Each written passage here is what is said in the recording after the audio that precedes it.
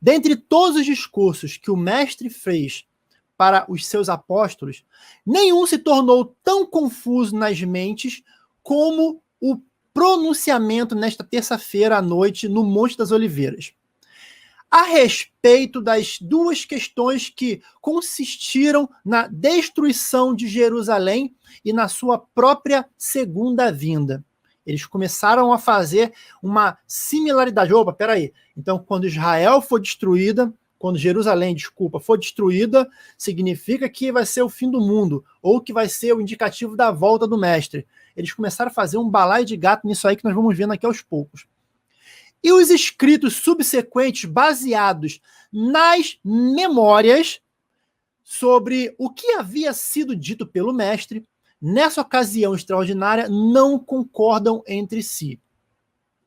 Consequentemente, como os registros foram deixados em branco no que dizia a respeito a grande parte do que havia sido dito naquela noite de terça-feira, muitas tradições surgiram e logo no alvorecer do segundo século, um apocalipse judeu sobre o Messias, escrito por um homem chamado Celta, que era ligado à corte do imperador Calígula, foi integrado ao Evangelho de Mateus e, subsequentemente, acrescentado em partes aos registros de Marcos e Lucas. Foi desses escritos de Celta que a parábola das 10 virgens apareceu. Nenhuma parte do registro dos evangelhos jamais sofreu erros na sua construção, geradores de tanta confusão como o do ensinamento dessa noite. Mas o apóstolo João nunca se deixou confundir desse modo. Então nós vemos que, de certa forma, aliás, de várias formas, inclusive, deixa eu tirar esse Jesus aqui, inclusive o Novo Testamento teve influências de pessoas que não eram apóstolos de Cristo. Nós podemos fazer ali uma ressalva de Paulo, que ele não foi consagrado um apóstolo, mas trabalhou como um apóstolo. Ele não foi consagrado como Jesus em vida, mas ele trabalhou como um apóstolo. Porém, nós vemos aqui que até esse tal de Celta, que era lá um membro lá da corte do imperador Calígula, vocês terem noção da coisa, ele também influenciou ali, criou a ideia do apocalipse do evangelho, e esse apocalipse foi acrescentado nos evangelhos de Marcos, e cadê deles? Qual deles? De Mateus, depois de Marcos e Lucas. Só João que não aceitou essa história. Mas também João teve aquelas visões dele lá em Pátimos, mas isso foi muito depois. E aqui nós vemos também que, consequentemente, o fim do mundo, para os judeus, como eu tinha comentado, acabou se tornando... Deixa eu botar aqui, esqueci de botar. Acabou se tornando aquela ideia de Jerusalém, como nós vamos ver agora. E então André perguntou, mas mestre, se a cidade sagrada e o templo estão para ser destruídos, e se tu não estiveres aqui para orientar-nos quando devemos abandonar Jerusalém, disse Jesus, olha, podeis permanecer na cidade depois que eu tiver partido, e mesmo durante esses duros tempos de perseguição amarga.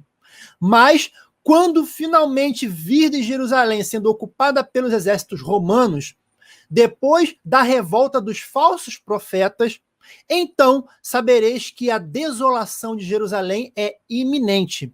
E, pois, deveis fugir para as montanhas. Aí o pessoal pensou o quê? Pô, galera, ferrou. Quando a gente vê o povo lá romano, o exército romano entrando em Jerusalém, vamos todo mundo fugir porque o mundo vai acabar. O mestre não vai estar aqui para salvar a gente, porque eles ainda tinham em mente, depois daquele pronunciamento de Jesus, que Jesus seria o Messias que era pregado pelos judeus, principalmente pelos zelotes.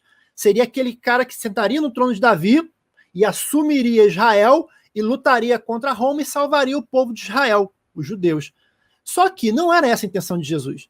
E os apóstolos não conseguiam entender isso. E aí eles continuaram na indagação.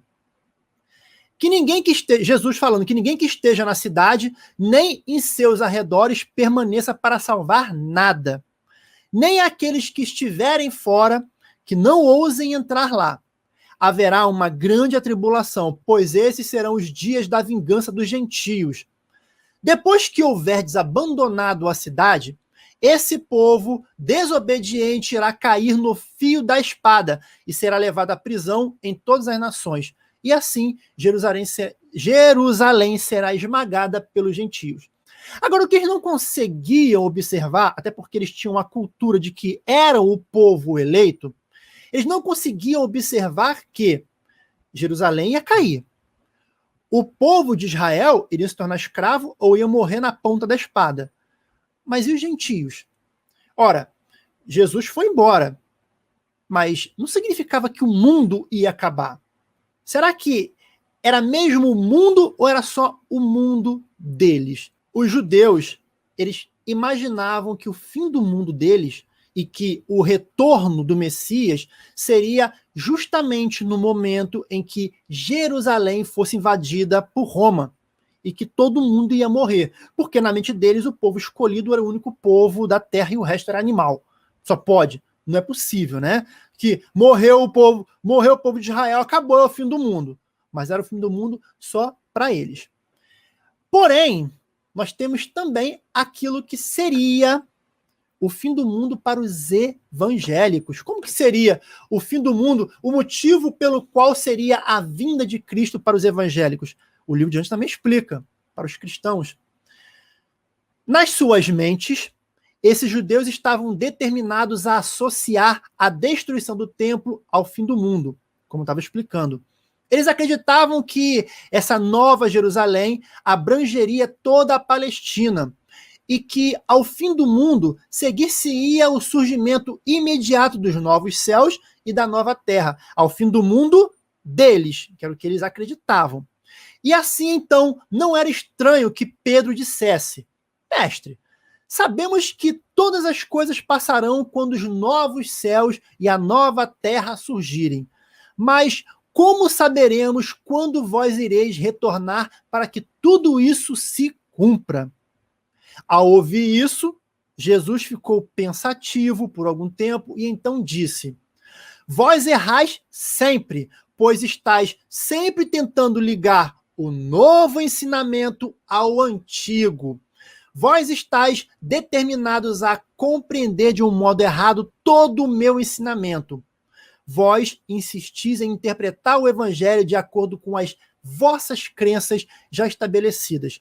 Entretanto, vou tentar esclarecer-vos. Continuando a responder à pergunta de Pedro, Jesus disse: Por que supondes ainda que o Filho do Homem deve sentar-se no trono de Davi? Eles teimavam com isso. E por que esperais ver cumprir os sonhos materiais dos judeus? Já não vos disse todos esses anos que o meu reino não é deste mundo? As coisas que estáis agora desprezando estão chegando a um fim. Mas que isto seja um novo começo do qual o evangelho do reino possa sair para todo mundo. E que seja a salvação levada para todos os povos. E quando o reino houver chegado à plena... Prestem atenção. Olha Jesus falando.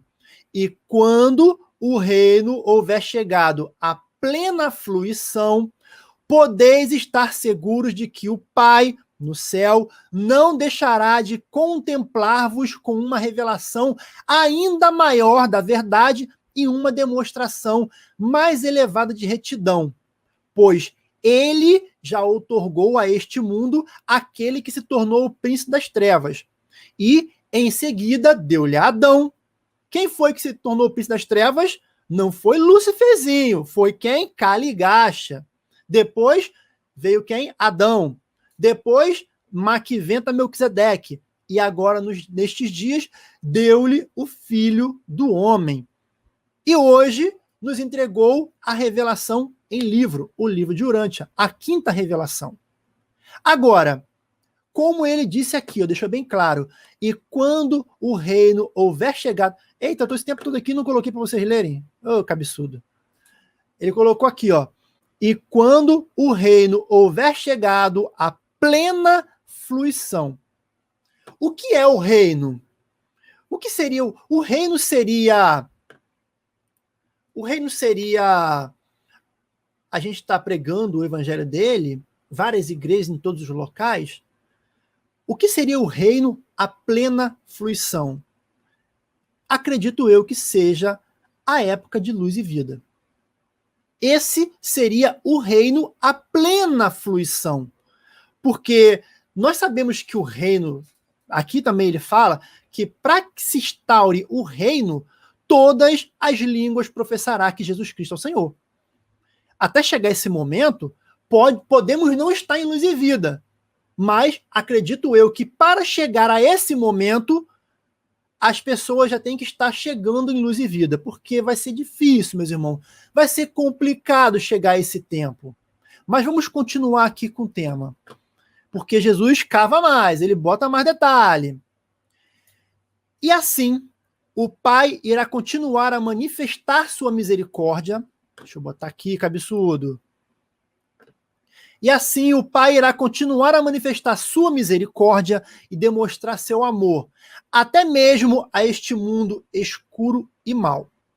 E assim também eu, depois que meu Pai investir-me de todo o poder e autoridade, continuarei junto de vós na vossa sorte e prosseguirei guiando-vos nos assuntos do reino, por intermédio da presença do meu Espírito, que em breve será vertido sobre toda a carne. Aí as pessoas podem pensar o seguinte: poxa, gente, mas Jesus Cristo falou que voltaria, mas ele já voltou em espírito, é o Espírito da verdade.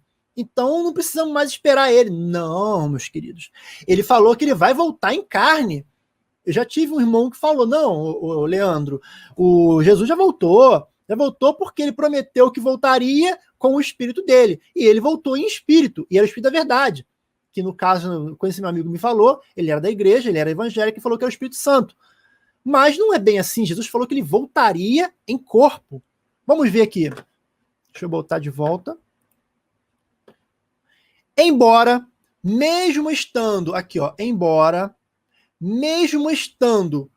assim em espírito presente entre vós, eu prometo também, ele falando, eu prometo também que algum dia eu retornarei a este mundo onde vivi esta vida na carne e onde tive a experiência de simultaneamente revelar Deus ao homem e de conduzir o homem a Deus.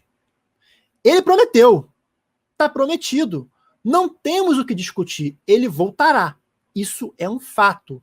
E não foi em carne, em espírito, como o Espírito da verdade. Ele voltará em carne para poder estar aqui conosco. Muito em breve, devo deixar-vos. Isso ele está falando com Pedro ali sobre a morte dele.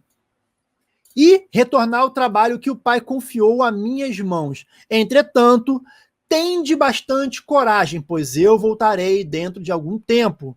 Nesse interim, o meu Espírito da verdade para um universo irá confortar-vos e guiar-vos. Aí nós vemos a confirmação de que a volta dele não se referia ao Espírito da verdade.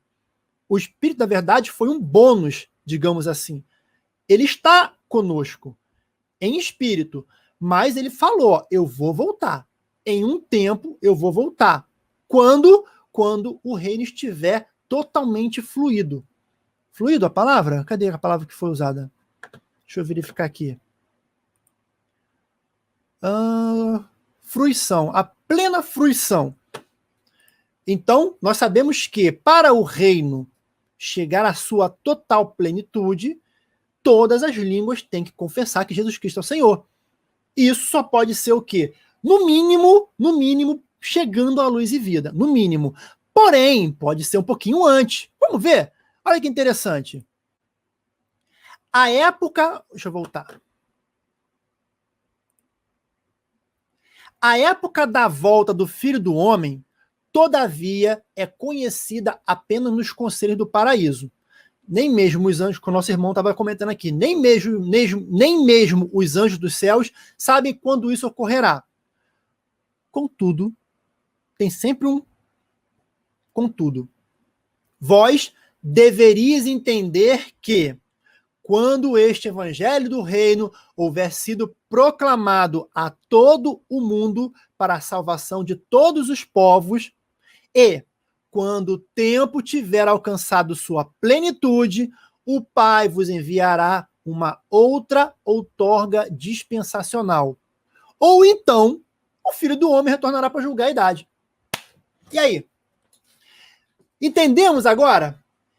É ou não é factual de que, vou dizer que estamos perto, que não estamos, mas ele deixa bem claro.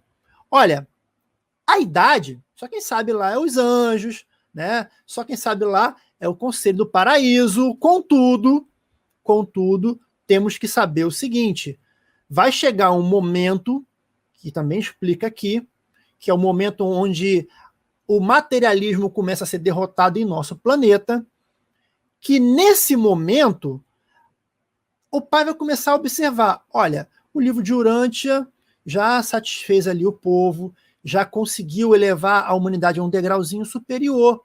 Então, vamos colocar uma outra outorga dispensacional. Poderia ser um filho magisterial? Poderia. Poderia ser um Melquisedeque para coordenar aqui a bagunça que está? Poderia. Mas também pode ser o filho do homem. Ele deixou bem claro, pode ser o filho do... Eu posso voltar. Ele pode voltar a qualquer momento. E dali, então, vai reinar e julgar a idade. Agora, ele fala, olha, retornará para julgar a idade, para dar um fim a um tempo dispensacional. Será que ele vai continuar? Vai continuar aqui como príncipe do nosso planeta? Vai continuar reinando junto conosco? Não sei, né? Deus é quem sabe. Deus, o conselho do paraíso e... Não, aliás, apenas o conselho do paraíso, nem os anjos sabem. E aí Jesus continua falando com Pedro. Mas deveria saber a respeito do amadurecimento de uma idade. Deverias estar alerta para discernir os sinais do tempo, que o nosso irmão estava comentando. Vós sabeis que, quando a figueira mostra seus tenros galhos e folhas, é porque o verão está próximo. Do mesmo modo, quando o mundo tiver passado pelo longo... Olha o que falou. Quando o mundo tiver passado pelo longo inverno da mentalidade materialista, quando ele passar dessa fase materialista e já discernirdes a vinda da primavera espiritual de uma nova dispensação, deveria saber que se aproxima o verão de uma nova visitação, Nós sabemos que no mandado de publicação, deixa eu voltar aqui, no mandado de publicação, nosso Melquisedeque deixou claro que o livro de Urântia não é para a nossa época. É para uma época conseguinte, uma época posterior à briga, a essa luta ideológica que ocorria naquele tempo. Que é óbvio, comunismo versus o resto do mundo. Loucura versus as pessoas com a mente sã. Então, ele também relata que o livro de Urântia vai ser para a época dos justos, a geração dos justos. E a geração dos justos virá depois dessa fase de materialismo da nossa humanidade, que ali foi colocado como mentalidade materialista. Então, enquanto o povo tiver essa mentalidade materialista, não tem ramozinho nenhum da figueira, mostrando que está chegando o verão. Nós saberemos que não virá uma nova visitação. Então, enquanto o povo estiver agarrado às coisinhas materiais, voltado com sua mente para dinheiro, apegado com essa mentalidade materialista, não adianta pedir para Jesus Cristo voltar. Ele não vai voltar. Então, nós temos certeza de uma coisa. Os momentos em que ele não virá. Enquanto o povo tiver com essa ganância, essa ânsia com o materialismo. Quando o povo já estiver vivendo uma era onde eles buscam a justiça, buscam a lealdade, buscam a sinceridade, buscam a verdade, ou seja, a geração dos justos, depois que acabar, a única coisa que falta é acabar essa luta ideológica que continua até hoje. Quando derrotarmos os farrapos vermelhos, vocês sabem o que eu estou falando? Quando a luta, a guerra contra os farrapos vermelhos acabar, aí então vai começar a surgir algumas pessoas da geração dos justos. Mas primeiro temos que derrotar esses imundos. Mas Cristo também deixou claro que o fim do mundo é pessoal. O nosso fim do mundo acaba sendo pessoal. Vamos entender.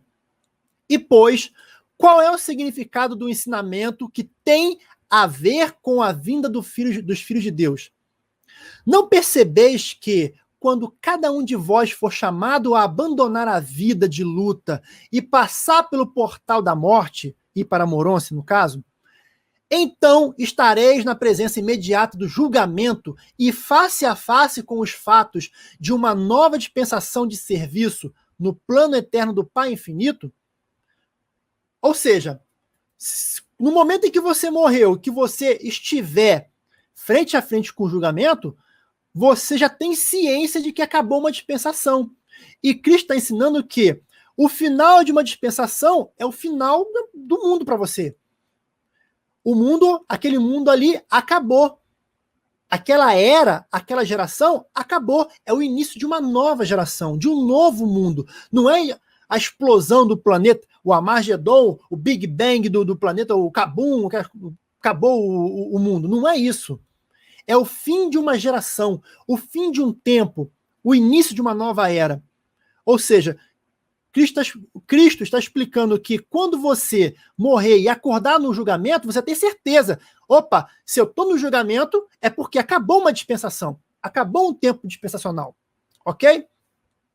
O que todo mundo deve encarar como um fato real, ao final de uma idade, de uma época, de uma era, vós, como indivíduos, deveis, cada um, com toda certeza, encarar como uma experiência pessoal quando alcançardes o fim da vossa vida natural e passardes a confrontar-vos com as condições e as demandas inerentes à próxima revelação na progressão eterna dentro do reino do Pai. E é como eu disse, você vai ter a certeza que após acabar aquela tua vida, aquele momento acabou. Aquela época acabou. Você vai estar entrando numa nova vida, numa nova fase de vida, aonde você vai adentrar ao reino do Pai. Vai passar pelos 7 mundos das mansões, vai chegar em Edentia, vai passar para Salve, então vai frequentar as universidades de Melquisedeques, vai passar para Alversa, vai rodar Nébadon inteiro, depois vai para Avona, e assim por diante.